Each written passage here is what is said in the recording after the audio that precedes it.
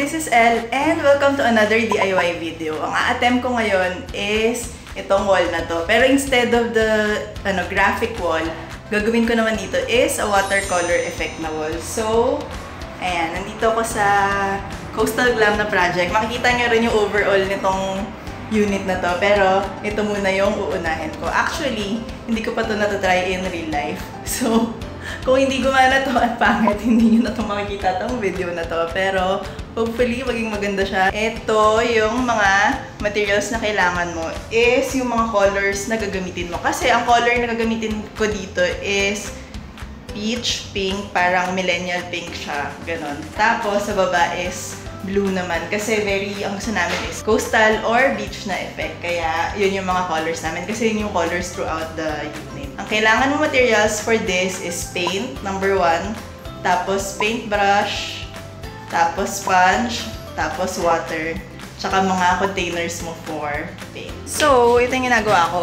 Ito kasi yung mga ginagamit ko materials is mga tira lang nilang pintura. Para hindi nabibili, di ba? Sayang naman. Eh, sakto. Meron namang white, merong red. Ang ingay nila, sorry.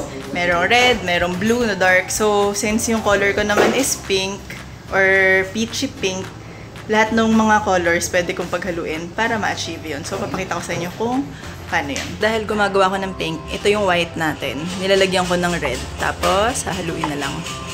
Makita mo. Pero, pag magagawa kayo ng ganito, unti-unti lang yung halo.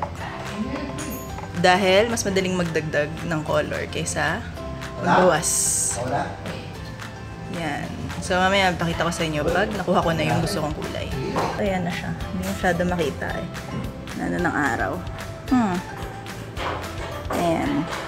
So, hinaluan ko siya ng red at saka nitong sienna para medyo mag-peach siya ng konti. Start ako sa taas dahil tutulo to dahil masyadong malabnaw yung pintura natin. Kaya ako ginawang malabnaw dahil kailangan watercolor effect. Hindi ko na pinapad niya sa ceiling kasi sabi nila i-repeat na lang. Dahil kulang kami ng papel. Pero kayo, dapat, magawin nyo ito, takpan nyo at yung taas. Gusto! At kailangan mo ng table. Ang hirap naman, dapat pala mayroon akong palipat-lipat na lang. Dapat ka. Oo. Dapat mang gusto ko yung verse sa dulo. Dito, no? Lalo mo sinasabi na hindi ko gumana.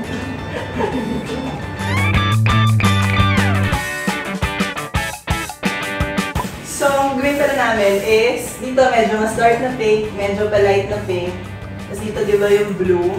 Tapos dapat, somewhere in between nila, naghahalo na yung blue pa pink. So, let's see! Dapat, mabilis rin kayo dahil madali siyang matira. Tuyo na siya. Agad. So, yung kama, dito yung kutsyon. So, hanggang dito yung blue. Dito yung blue.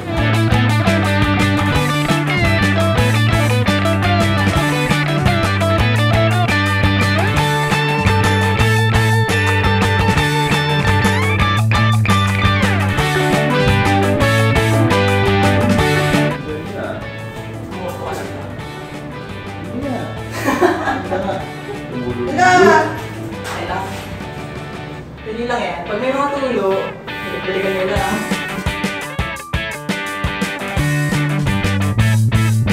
So, ayan, nakita nyo kung paano ang ginagawa. Tatapusin ko lang yung dulo. And next na mapakita ko sa inyo is pag maayos na pang kwarto na. Okay, bye!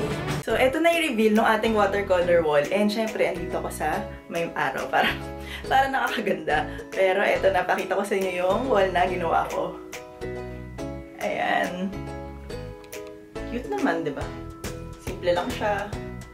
And nagkaroon kami ng accent wall without buying wallpaper. So, just by using yung mga tira naming paint, excess na paint na blush, tapos yung mga blue na ginamit namin dun sa ceiling, mga ganyan. And tinimplahan na lang namin, hinaluan na lang namin ng mga ibang color. Nakagawa na ako nitong DIY na watercolor wall. So, ayan.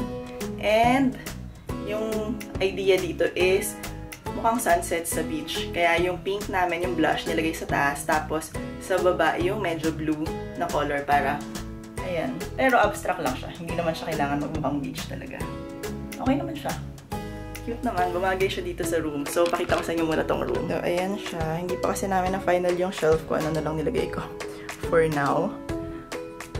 Pero, ganyan. Ayan.